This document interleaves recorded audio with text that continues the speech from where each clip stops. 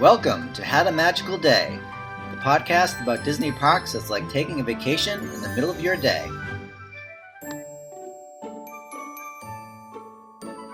Hello and welcome to another episode of Had a Magical Day. This is one of our news episodes. This is the latest news you can use as of January 19th, 2024. So without further ado, let's get started with the latest news from Disney World. So to recap some of the changes we talked about last time that went into effect on January 9th, there are now no more reservations needed. If you have a dated ticket, you don't need a reservation. What does that mean? That's basically any ticket other than annual pass holders. There's also unlimited park hopping, whereas before you could only park hop after 2 p.m. Now you can park hop any time of day if you have a park hopper ticket. Also, the dining plans are back. I think we talked about this last time. Quick service dining plans, $57.01 for 10 and up and $23.83 for kids 3 to 9. The standard dining plan is $94.28 for 10 and up and $29.69 for kids 3 to 9. Here's the thing I didn't talk about last time, I just found out about. So it's actually, the dining plans are being offered free for Disney Plus subscribers on select dates between July 1st and September with a non-discounted travel package, meaning you're staying at a Disney hotel and you're buying the park hopper tickets as part of your package. But if you're doing that, a lot of people are doing that anyways, you have a chance of getting free dining plans if you have Disney Plus. Also, the Genie Plus, the prices went up, but now you can reserve rides ahead of time before you get to the park, and you also get the photo pass included. And last time we mentioned the good to go days were announced for annual pass holders, that there would be some days where they can just go in without a reservation, because otherwise they still need reservations. As I mentioned before, the no reservation rule apply to dated tickets and not annual pass holders, but they're giving them some select dates where they can go in the park. And they just announced the first bunch of them. Some of them are already in the past, unfortunately, but it's January 16th, 18th, and then going forward, there's the 23rd, 24th, 28th of January, and February 1st. And here's just a general tip I read online, at least online recently, and wanted to share with everybody. If you have an emergency when you're at Disney World, it is actually better to text 911 than to call. You'll get a faster response if you text. So remember that next time you're in Disney World. They announced some new tickets going on sale for new dates for the after-hour events. This is something I haven't talked about before. So after-hour events, there's special events that we've talked about, which is, Mickey's Very Merry Christmas and the Halloween event that are after hours in the parks. But they just have these generic after-hour events, which are just basically 3 extra hours in the park with less crowds and most of the rides running. So they've announced that tickets for dates starting April 22nd are going to go on sale January 31st. But hotel guests, so in other words, if you're staying at a Disney hotel, you can book as early as January 24th. So in other words, they've already announced some of these after-hour events for earlier in the year, starting January through April. But there's going to be some new dates from April 22nd onward that are going on sale January 31st or January 24th if you're staying at one of the Disney hotels. So today's January 19th. That's 5 days from now. So what is these events I mentioned? It's like 3 hours in the park after hours. So for Magic Kingdom, it's $155 to $175, which the price varies by date. You get $30 off if you're a pass holder or a Disney Vacation Club member. And it's for select nights between January 11th and June 27th. So previously it was up to April 8th, but they're announcing these new dates. So from April 9th to June 27th, the select nights there will be on sale starting January 31st or January 24th if you're a hotel guest. You go in at 10 p.m. to 1 p.m. Those are the 3 hours extra that you get, but you can enter the park at 7 p.m. And so there's a special fireworks event for the after-hour event. If you go in at 7, you can see the regular the fireworks event, as well as the new one, which is Enchantment. So you can see Happily Ever After before 10 o'clock, and then you can see Enchantment at the after-hour event. Hollywood Studios, similar setup. But their dates are January 10th to August 29th. So previously they announced up to April 10th, but now it's extending to August 29th, select nights. Same pricing, $155 to $175, but their time is 9:30 to 12:30. And again, there you can enter at 7 p.m. also. And Epcot, February 2nd to July 18th, selected dates. Previously, it had been announced up through April 4th. So the 5th to July 18th are the new dates that are going on sale. There's a slightly cheaper, $149 to $159. And again, I believe both at Hollywood Studios and Epcot, the pass holders and Disney Vacation Club members get $30 off. 10 p.m. to 1 a.m., just like Magic Kingdom, and you enter at 7 p.m. And tax is not included, but the price does include free popcorn, ice cream, and drinks. So at select stands throughout the park, you can get free ice cream, whichever ice cream they've decided to let you have, and popcorn and drinks being mainly water and soda and maybe some other things, but non-alcoholic drinks, just the typical types of drinks you get at the park at the little popcorn stands. So that's the after hour events. Now let's look at the different individual parks. So Magic Kingdom, the Fort Wilderness Cabins. We talked a little bit about the redesign last time and how it's not getting great reviews because it's very generic. That opens July 1st. That's been announced. Country Beer Jamboree closes January 27th and opens later this summer. I think we talked about that last time. But the reason why I'm talking about it again is that they've given us a little bit of a preview of what they're doing to the Country Beer Jamboree. And so they had a video. If you go to the Disney website, there's a video with the musicians creating new music for the attraction. Each of them is kind of playing along with a little plush version of one of the bears. And the bears are all the same from the show. So I think that's good news for people who love the ride, don't want to change too much. I think they're going to have many, if not all, the same bears, but they're changing some of the music. So there's going to be some of the old music still going to be there, but they're making some new music as well. And I guess that's not too surprising. I've often thought the last few times I've been there that, some of these songs aren't really politically correct anymore. Saying you're going to, instead of whoop little Buford, you're going to shoot him instead.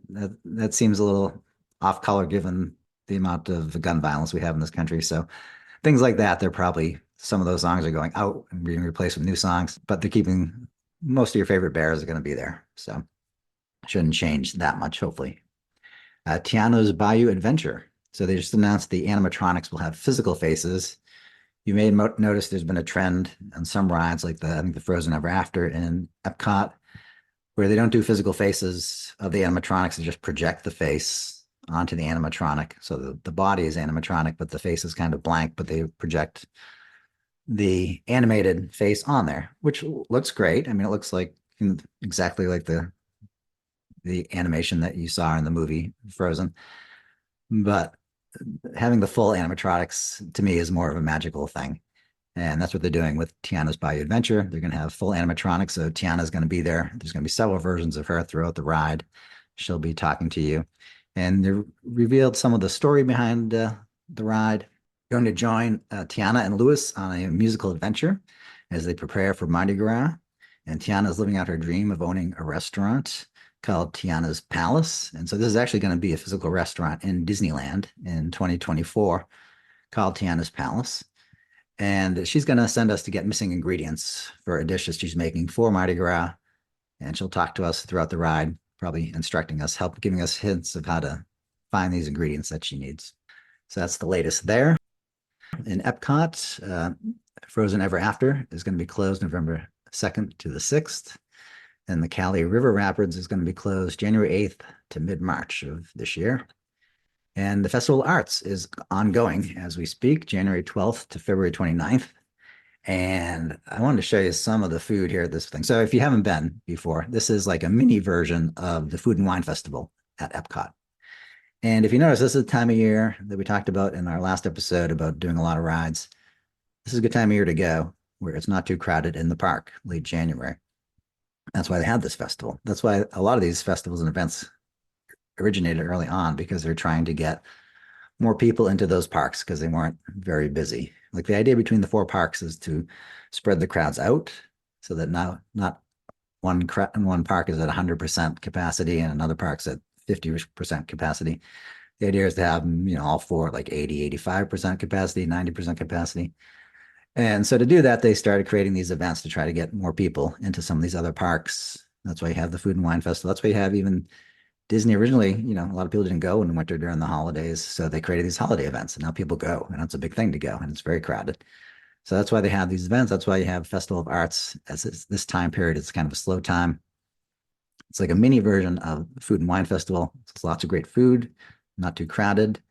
Not wine, though. There's not a wide selection of wine like there is at the Food and Wine Festival. There are some adult beverages as well, but some of this food is the same, a little bit the same as the Food and Wine Festival.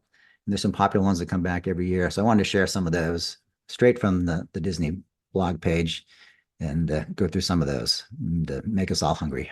So this is the Disney Parks blog, the official blog of Disney Parks. So you can see it at disneygo.com. And they're talking about the Festival of the Arts and the food here, which I really want to go through. So they're going to bring back favorites like the red wine braised beef short rib, and that is really good. I've had that before. And they always have some sort of short rib dish at either here or the Food and Wine Festival, and it's always really good. Is the deconstructed key lime pie that they're bringing back as well. I have not had that, but that looks delicious. And a bunch of new food and desserts. I mentioned the grilled pork belly and the Neapolitan dessert trio that they think are going to be fan favorites, but we'll see about that. Pork belly, I love, and sometimes it's really good, and sometimes it's not great if they overcook it a little bit. But here in the deconstructed dish, so there are different sections, different stands as you go through the World Showcase and as you approach the World Showcase. So this is the deconstructed dish, and this is the one that has the deconstructed key lime pie, which is this image here on the right for those of you who are looking at our YouTube channel. There's some cuisine classics, which is beef Wellington and cast iron roasted PEI, Prince Edward Island mussels. And then there's Figment's Inspiration Station at the Odyssey, art, food, and little sparks of magic. And here they have a blueberry-filled pastry tart, which basically looks like a fancy Pop-Tart. And then the rainbow cake with freeze-dried Skittles, bite-sized candies on it. And apparently that is a trend. I saw a post at somewhere else about a new dessert on Main Street, which also has Skittles on top. That's supposed to be good. That's more of a red cake thing.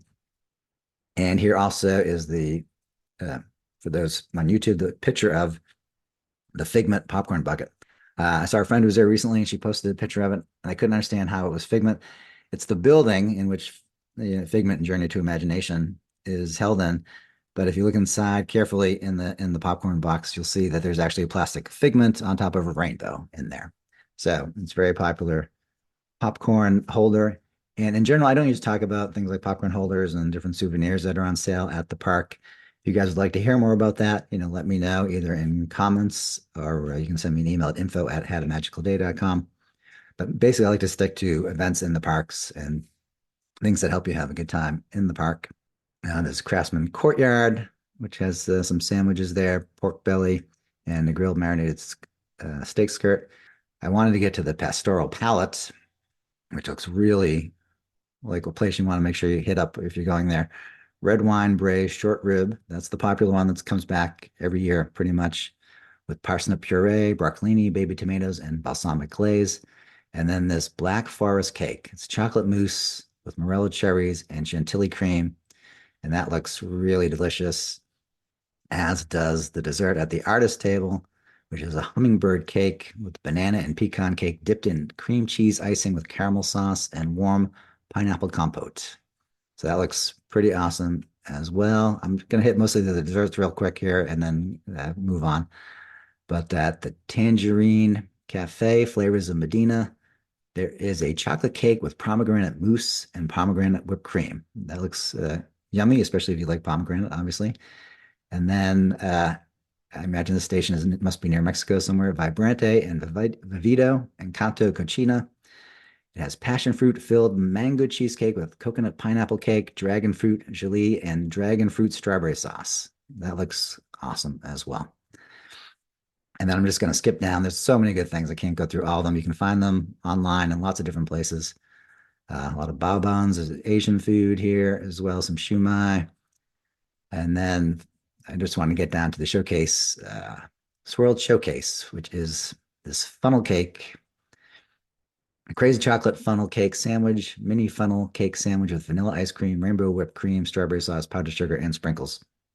I always get funnel cake when I'm there. It's kind of a guilty pleasure.